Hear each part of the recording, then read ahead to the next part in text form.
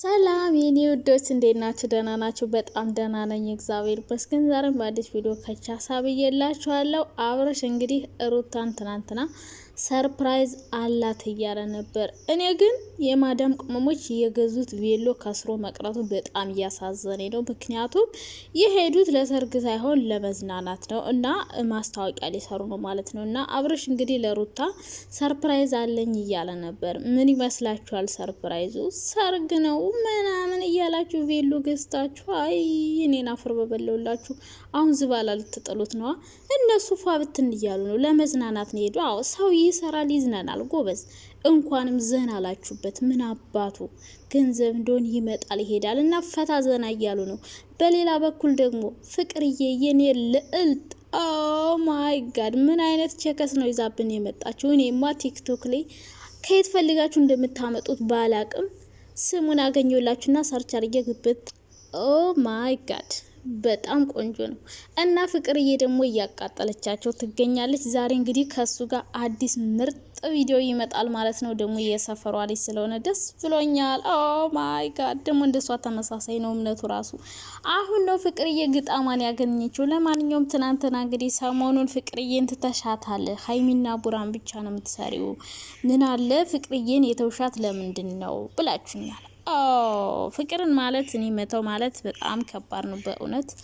ፍቅር ማለት ያው የደም ስሬ እንደሆነች ታውቃላችሁ። የሳቄ ምንጭ ናት። ማታ ማታ በእሷ ነው ዘና ምለው። በነ ብሩክ ነበር እነሱም እየተጣሉ ነው። አሁን ሀይ እንትና ማናት ፍቅርዬ ብቻ ናት የቀረችው። አሁን ግጭትም ቢሆን ግጭታቸው ራሱ ዘና ነው የሚያደርገኝ። ትናንት አሁን ቡርክ አሁን ያንን ምስኪን ልጅ እንደው ጥርሱን ሲያራግፈው ወይኔ ወይኔ ወንድሜን ናፈር በበለውልህ። ቆይ ቡርካ ምን አስበ ነው አንተ ሰውዬ? አታርፍም እንዴ?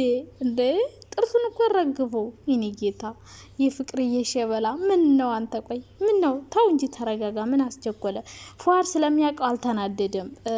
ቡርካ ግን ተናዷልና በፍቅርዬ ማልሰራው ለምን መሰላችሁ?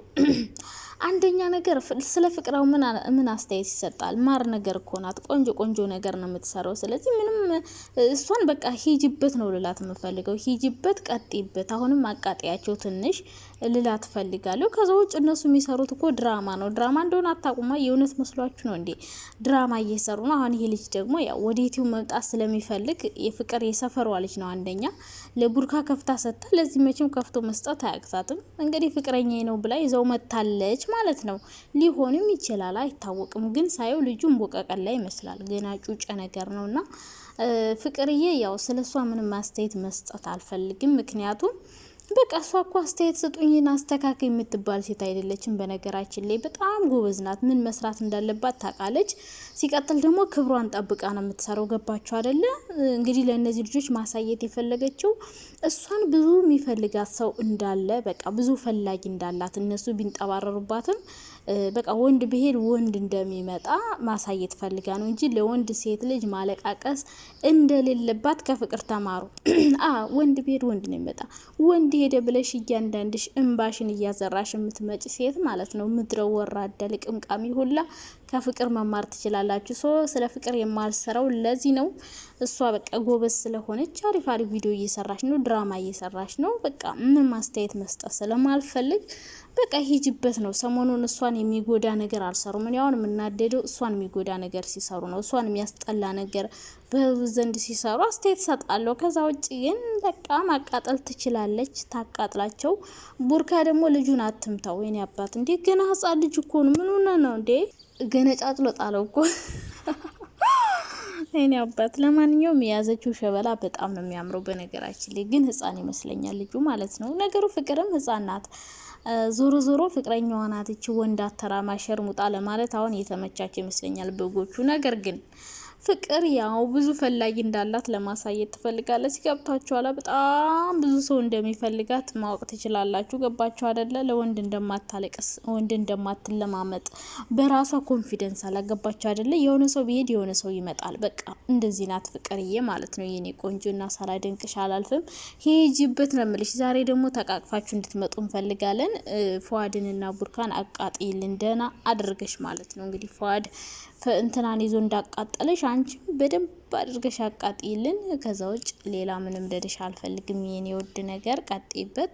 ስለዚህ ፍቅርን እኔ ያልተዋትም ይገርማችኋል። በጣም ነው መወዳት ፍቅርን የምር በጣም በጣም በጣም ማለት ነውና ያው ሀይሚንም በጣም ነው መወዳት በነገራችን ላይ። እና ሀይሚዬ ደግሞ ሰሞኑን በጣም ከፍቷታል። ምክንያቱም ያው ፍራንክም ብላ ጀምሯ ይሁን የእውነት የሚሆን ብቻ አላቅም፣ ግራ ያጋባል። እውነት ነው ለማለትም ፍራንክ ነው ለማለትም አንዳንድ ነገሮች ግራ ያጋባሉ። ዞሮ ዞሮ ግን ብሩኬ አይተዋትም ባጭሩ ማለት ነው። ይቅርታ ጠይቂውና እውነቱን ንገሪ ነው እያለ ያለው እንጂ ሌላ ምንም ከሱ ጋር የሚያለያያት ነገር የለም። ምክንያቱም ይሄ ነገር ያለፈ ነገር ነው፣ አሁን አዲስ የመጣ ነገር አይደለም፣ በሱ ላይ አይደለም። በቃ ከሱ ጋር ገና በደንብ ሳይግባቡ ነበር ልጁ ጋር እንግዲህ አብራ የነበረችው። ስለዚህ ያለፈ ታሪክ ነው።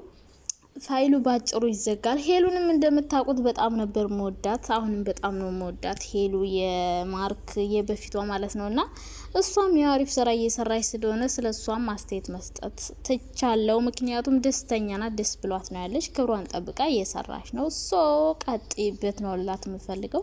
ሄሉም የያዘችው ቸከስ በጣም ነው የሚያምረው በነገራችን ላይ። እና ለወንድ አታለቃቅሱ ልላችሁ ፈልጋለሁ ሴቶችዬ። ከዛ ውጭ ግን ስለነ ሩታ ዛሬማ በስማቸውንም ጠራቸው ቃል በተግባር ተተገበረ እኮ። ኦ ማይ ጋር ተበጥርቀው ሊቀሩ ነው ብዬ ነበር። ከዚህ በኋላ ያው እንግዲህ ያወሩትን ነገር ስለተገበሩ ሩትዬ አብርሽዬ እያልኩ ማሽቃበጥ ይሄ የማይቀር ጉዳይ ነው። እኔ እኮ እንደዚህ ነኝ በቃ ችግር አለው። አሁን በፊት ማለት ነው ውሸት ካየው እኔ ማለት ነው ጥምድ ነው የማደርገው። ግን በቃ አንዴ ጥሩ ነገር ካደረጉ ደግሞ እንግዲህ ያወሩትን ነገር ሄደዋል። ነገር ግን ሰርግ ነው ብለው የማዳም ቆሞች ቬሎ ገዝተው ተዘጋጅተው ነበር። እዩልኝ እንግዲህ ሰኞ ነው ሰርጉ፣ የረመዳን ነው፣ ባካችሁ አሳልፉን፣ እንዴት ነው የምንመጣው ብለው ቬሎ ገዝተው ሰርግ መስሏቸው ሰርግ ሊሄዱ እነሱ ለካ የመጡት ማስታወቂያ ሊሰሩና ሊዝናኑ ነው። እናንተ ከብት የሆናችሁ ሰዎች ከብት ብሏል እኮ አብርሽና። ለምንድን ነው እናንተ ይህን ሁሉ ቬሎ ገዝታችሁ? የታል ሰርጉ? ጉድፈላ ሰርግ የለም እኮ እናንተዬ፣ እየተዝናኑ እኮ ነው። በቃ ፈታ ዘና እያሉ ነው፣ እየዞሩ ነው ከተማዋንና የታለ ሰርጉ? ቬሎን መቼ ልለብሱ ነገሩ? የወሰዱት አይመስለኝም። ቬሎ ራሱ የሰሩት ማስታወቂያ ነው። አይ እናንተ ከብቶች አይገባችሁ። ምን አይነት መከራ ነው የገባ ነውና ለሩታ እንግዲህ ዛሬ ሰርፕራይዝ አለ ተብሏል። ምን መሰላችሁ? ቤት ነው። በቃ ቤት ገዛሁላት ብሎ አብርሽ ሰርፕራይዝ አደረኳት ብሎ ይመጣል። ይሄ ማለት ምን ማለት ነው? ባጭሩ አንደኛ ማስታወቂያ ነው፣ ሁለተኛ ነገር ደግሞ የዩቲዩብ ቪዲዮ ነው። ሶ ዛሬ ለሩቲ ቤት ገዛው ብሎ አብርሽ ሰርፕራይዝ አደርጋታለሁ ብሎ ይመጣል። ቀለበት አስራ አይደል እንዴ? ሁለተኛ ቀለበት። ስንት ጊዜ ነው ቀለበት የሚታሰረው? ፈጣሪ ወይ ትዕግስቱን ስጣይ። ቀለበት አላሰሩም እንዴ ካሁን በፊት? ለማንኛውም ቀለበት ምናምን ሰርግ የምትሉ ሰዎች ሰርግ በጾም አይሆንም። እኔ እኮ በጾም እንዴት ነው እላለሁ። ለካ እየሰከሱ ነው።